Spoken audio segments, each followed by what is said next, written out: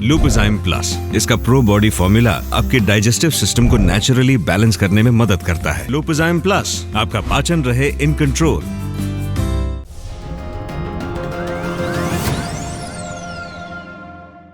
एक शब्द आजकल चर्चा में है, समन। मामला शुरू हुआ था सुशांत सिंह राजपूत की मौत से और अब चलते चलते बॉलीवुड में ड्रग्स पर आकर टिक गया है। कतई नार्कोस वाला सीन क्रिएट कर दिया गया है मीडिया में। नारकोटिक्स कंट्रोल ब्यूरो यानी एनसीबी ने बॉलीवुड की कई अभिनेत्रियों को पूछताछ के लिए समन जारी किया है। इनमें सबसे बड़ा नाम दीपिका पादुकोण का है। इसके अलावा सारा अली खान, श्रद्धा कपूर, रकुल प्रीत और भी ढेर सारे नाम आपको आई एम श्योर सारे पता होंगे ही। तो ये समन होता क्या है? जांच एजेंसी और कोर्ट के समन में अंतर क्या होता है? समन भेजे जाने पर ही क्या कोई व्यक्ति दोषी हो जाता है? समझेंगे ये सब आसान भाषा में मेरे यानी प्रतीक्षा के साथ। एकदम ही आम भाषा में कहें तो समन मतलब बुलावा। इसे लीगल डॉक्यूमेंट की शक्ल में भेजा जाता है कि आइए हमारे सामने पेश होइए। इसे कोर्ट जारी करता है या सरकार की कोई प्रशासनिक जांच एजेंसी, जैसे इस केस में एनसीबी। कई बार आयोग भी समन जारी करते हैं। अंग्रेजी में हमेशा बहुवचन यानी समन्स शब्द इस्तेमाल होता है, आपने शायद पढ़ा भी हो, लेकिन हिंदी में ये समन हो जाता है। अंग्रेजी में बहुवचन क्यों? क्योंकि इसकी हमेशा 2 कॉपियां बनाई जाती हैं। कानून में इसकी परिभाषा क्या है? क्रिमिनल प्रोसीजर कोड यानी सीआरपीसी की धारा 61 से 69 के बीच समन की बात की गई है। धारा 61 के मुताबिक कोर्ट की तरफ से जारी कोई भी समन लिखित रूप में और 2 प्रतियों में उस कोर्ट के पीठासीन अधिकारी की तरफ से या हाई कोर्ट की तरफ से निर्देशित किसी दूसरे अधिकारी की तरफ से जारी किया जाएगा। इस पर संबंधित कोर्ट की मुहर लगी हुई है। समन में कोर्ट को या दूसरे पक्ष को लिखित जवाब देने को भी कहा जाता है। समन एक निर्धारित तारीख तक लागू होता है।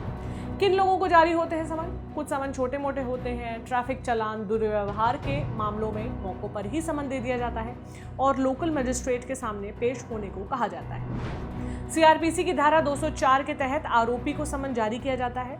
धारा 244 के तहत गवाह को समन जारी किया जाता है। धारा 91 में कोई दस्तावेज या वस्तु कोर्ट में प्रस्तुत किए जाने के लिए भी समन जारी किया जाता है।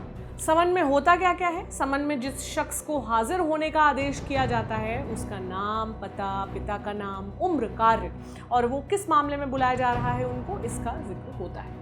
किसी एजेंसी की तरफ पूछताछ के लिए भेजे गए समन भी ऐसे ही होते हैं। समन को एक उदार निमंत्रण भी माना जा सकता है क्योंकि कोर्ट एजेंसी सम्मान के साथ किसी व्यक्ति को पेश होने के लिए कहती है। ऐसे आदेश में व्यक्ति किसी की स्वतंत्रता का हनन नहीं होता है, उसे गिरफ्तार नहीं किया जाता है। पेशी का आदेश तो दिया जाता है लेकिन किसी तरह का दबाव डालकर पेशी नहीं की जाती है। हाँ, अगर कोई जानबूझकर समन का उल्लंघन करे, उसे रिसीव ना करे तो पहले तो कई समन भेजे जाते हैं। अगर पेश ना होने का कोई ठोस कारण ना हुआ तब कोर्ट की तरफ से गिरफ्तारी के लिए वारंट जारी किया जाता है। समन कैसे भेजा जाता है? अगर संभव हो तो आरोपी को निजी रूप से समन की एक कॉपी दी जाएगी। इसकी दूसरी प्रति पर उसे दस्तखत करने होते हैं। साथ ही डाक के जरिए भी समन भेजा जाता है। समन के मामले में आरोपी के घर में नहीं घुसा जा सकता है जैसा कि गिरफ्तारी के वारंट में होता है। कुप्पुस्वामी अय्यर बनाम सम्राट 1915 के एक मामले में तो ये कहा गया था कि अगर समन की तामील करने वाला अधिकारी नामित शख्स के घर में घुस जाता है और नामित शख्स ऐसे अधिकारी को अपने घर से निकल जाने को कहता है तो ये कोई अपराध नहीं है।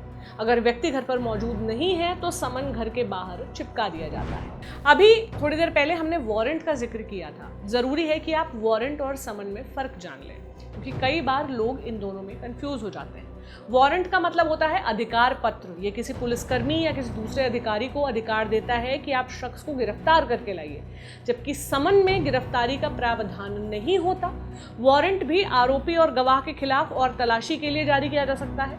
वारंट का प्रावधान सीआरपीसी की धारा 70 से 81 के बीच दिया गया है। समन एक निश्चित तारीख तक लागू होता है जबकि वारंट तब तक लागू रहता है जब तक उस पर अमल न हो जाए। आपने ये जान लिया कि समन क्या है, ये भी जान लीजिए कि समन क्या नहीं है। एक वाक्य में, समन किसी तरह का आरोप पत्र नहीं है।